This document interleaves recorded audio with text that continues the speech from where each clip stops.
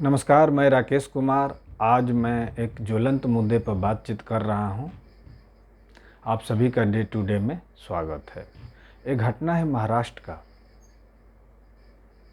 2021 में एक लड़की यूपीएससी का एग्ज़ाम देती है, यूनियन पब्लिक सर्विस कमीशन। 2022 में उनका रिजल्ट आता है, उनको रैंक 821 मिलता है और कोटे में ओबीसी हैं और पीडब्ल्यूबीडी भी लिखा रहता है। इसका मतलब कि वह ओबीसी कास्ट से बिलोंग करती हैं, other backward caste. And oh पीडब्ल्यूबीडी का मतलब वह विकलांगता की श्रेणी में भी आती है। कोई भी बच्चा यूपीएससी अगर पास करता है तो उनकी फर्स्ट ट्रेनिंग देहरादून में होता है।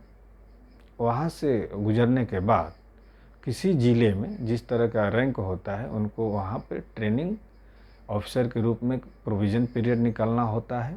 उसके बाद उनको पूर्ण जिस डिजिग्नेशन पे होते हैं उनको बहाली कर दी जाती है। प्रोविज़न पीरियड में उनको जो सरकारी सुविधाएं हैं जैसे घर, लाल बत्ती, नौकर, इस तरह की सुविधाएं नहीं मिलती। ये जो लड़की हैं इनकी ज्वाइनिंग से पहले ही पुणे। ऐसे एक बात और है कि जो बच्चा ट्रेनिंग करता है उसको गृह जिला में फर्स्ट बार नहीं मिलता, अलग अलग ज़िला में मिलता है, लेकिन इनका गृह जिला में ही इनको असिस्टेंट कलेक्टर के रूप में ट्रेनिंग के लिए बहाली कर दी जाती है। ज्वाइन से पहले ये अधिकारी से बोलती हैं कि हमें अलग ऑफिस, कार, सारी सुख सुविधाएं पहले इनको दिया जाए। जो अधिकारी होते हैं वो बताते हैं जितना पॉसिबल हो करते हैं। फिर एक बार अपने पिताजी के साथ, पिताजी इनका पूर्व का नौकरशाह रह चुके हैं और राजनेता भी हैं, ऑफिस जाती हैं और अधिकारियों से बोलती हैं कि हमें अटैच्ड बाथरूम अटैच ऑफिस चाहिए, सारी सुख सुविधाएं जो भी हो जल्दी से जल्दी मुझे दिया जाए। इसी दौरान इन पर दो आरोप लगता है। पहला आरोप ये लगता है कि इन्होंने अपनी गाड़ी पे महाराष्ट्र सरकार का स्टिकर चिपकवाया और इनकी गाड़ी महंगी गाड़ी है और इन्होंने लाल बत्ती भी बैठवा दिया। इसका मतलब कि सरकारी कार पे ही ये दोनों चीज़ होती हैं, पर्सनल कार पे स्टिकर और लाल बत्ती नहीं लगवा सकते। दूसरा आरोप लगा कि जहाँ पे ट्रेनिंग ऑफिसर ज्वाइन की थी उसी में असिस्टेंट कलेक्टर उस समय छुट्टी पर थे, उनके जो चैम्बर थे उन पर इन्होंने कब्जा कर लिया। उनका नेम प्लेट हटवाकर अपना नेम प्लेट लगवा लिए, टेबल पर भी अपना सारे सामान रख दिए, यहाँ तक कि लेटर हेड वगैरह सब भी रख दिए। तो सारे अधिकारी इनके बिहेवियर से नाखुश हुए और कलेक्टर को रिपोर्ट भेजे। कलेक्टर ने सारी रिपोर्ट महाराष्ट्र सरकार को दे दिया। इसके बाद इन पर जांच की कार्रवाई शुरू हुई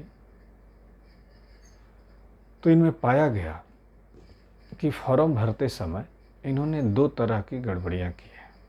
पहला, इन्होंने ओबीसी कैटेगरी में अपने को रखा है और दूसरा पीडब्ल्यूबीडी विकलांगता के भी कैटेगरी में रखा है।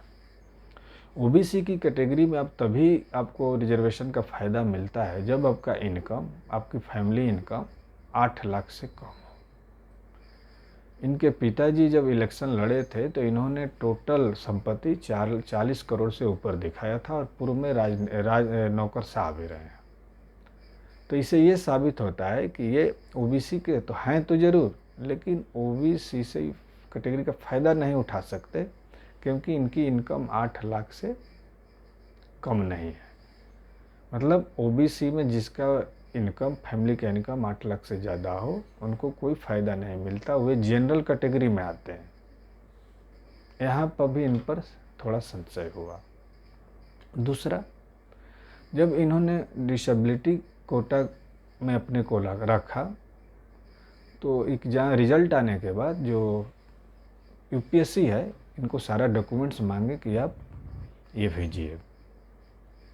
और इनको अलग से जांच कराने के लिए एम्स में उन्होंने टाइम दिया कि आप वहाँ से सारा जांच कराकर विकलांगता से रिलेटेड सर्टिफिकेट यूपीएससी को दीजिए।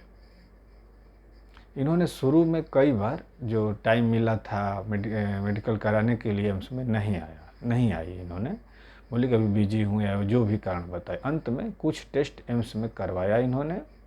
मेन टेस्ट एमआरआई था, जिसे परमानेंट आपकी डिसेबिलिटी है।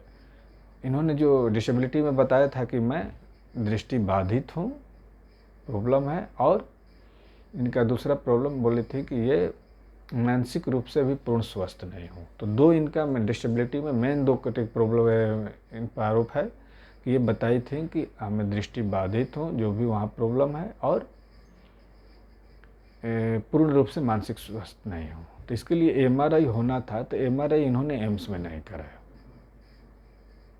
इन्होंने प्राइवेट हॉस्पिटल में एमआरआई करा करके भेज दिया, जिसको यूपीएससी ने रिजेक्ट कर दिया। और यूपीएससी रिजेक्ट कर बोला कि इनको जॉब से हटाया जाए। फिर बाद में क्या हुआ, कुछ घटना ऐसा होता है कि जिस यूपीएससी ने इनका सर्टिफिकेट को रिजेक्ट किया था, फिर एक्सेप्ट कर लिया। इसका मतलब इनके जो भी ये ओबीसी और DWBD जो दो कैटेगरियों में इन्होंने जो डॉक्यूमेंट जारी किए, यूपीएससी ने सारा एक्सेप्ट कर लिया। इसका मतलब इनके नौकरी पर कोई दाग नहीं है, सब सही है। अब देखिए, अगर ये इस तरह की डिमांड नहीं करती, अपने अधिकारियों से लड़ाई झगड़ा के मूड में नहीं आती, तो इनका जॉब सेफ था, कोई इन पर जांच होने वाली नहीं थी। लेकिन इस तरह के एटीट्यूड इन्होंने अपने ज़िले में शुरू किए अधिकारियों के साथ कि कलेक्टर को सारा रिपोर्ट इनको ऊपर भेजना पड़ा। अब यहाँ पे बातचीत आ जाती है कि अब जब जांच हो रहा है तो ओबीसी में भी नहीं आ पा रही हैं, बेनिफिट नहीं ले पा रही हैं, और ये पीडब्ल्यूबीडी के में पूर्ण रूप से हकदार नहीं है। तो यहाँ ये सोचने की बात है हम लोग जैसे बंदों को कि इतने बड़े संस्था यूपीएससी में भी ऐसा क्या है कि सही तरीक़ा से जांच नहीं हो पा रहा। मतलब वहाँ भी थोड़ा सा गड़बड़ी नज़र आती है, जो सरकार को दूर करने की ज़रूरत है। हमारे जैसे बंदों को ये सुझाव हो सकता है कि इस तरह के बड़े बड़े अधिकारियों की अगर पोस्टिंग हो रही है तो एक स्वतंत्र निकाय होनी चाहिए जो सारे डॉक्यूमेंट को अलग से जांच करे। अदरवाइज अगर सरकार के अंदर ये जांच होता है तो इससे क्या पारित हुआ कि जैसे सरकार से मिले जुले जो लोग हैं, अपने प्रभाव के द्वारा इसको न्यूट्रलाइज कर दे रहे हैं। चलिए, उम्मीद करते हैं कि बहुत सारी इस चीज़ में सुधार होगा। पहले बहुत सारी विसंगति थी, सुनते थे कि एक परिवार से ही सारे बच्चे कलेक्टर पाए जाते थे, और दूसरे लोग सोचते थे कि उनके घर में सारे के बच्चे तेज ही पैदा हुए हैं। तो यहाँ ये भी यूपीएससी पर भी सवाल उठता। अभी जिसे हम लोग एनटीए पर बातचीत किए थे, नीट वाले, कि कैसे लोग अपने प्रभाव का इस्तेमाल करते हैं। यहाँ भी कोई ना कोई ऐसा ज़रूर है जो अपने प्रभाव का इस्तेमाल कर रहा है। चलिए, उम्मीद करते हैं कि इस तरह के प्रभाव को दूर किया जाए और एक स्वच्छ एग्ज़ाम आयोजित किया जाए और सारे बच्चों को योग्यता के आधार पर उनको नौकरी दी जाए। थैंक यू, बहुत बहुत धन्यवाद।